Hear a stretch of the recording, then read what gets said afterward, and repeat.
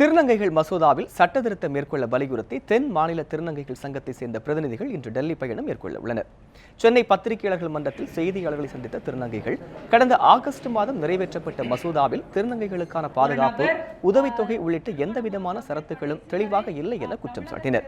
எனவே மாற்றம் செய்யப்பட்ட சட்ட மசோதா வரைவை மத்திய சமூக நலத்துறை மற்றும் பிரதமரை சந்தித்து வழங்க உள்ளதாக திருநங்கைகள் தெரிவித்தனர். மேலும் திருநங்கைகளை ஆண் போலீசார் கைது செய்யக்கூடாது உள்ளிட்ட ஷரத்துகளையும் சேர்க்க வேண்டும் எனவும் அவர்கள் கோரிக்கை வைத்தனர்.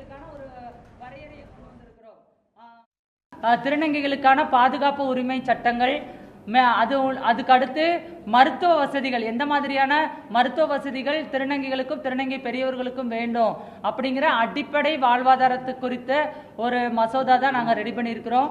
இதை இன்னைக்கு நாங்கள் டெல்லிக்கு கிளம்புறோம்.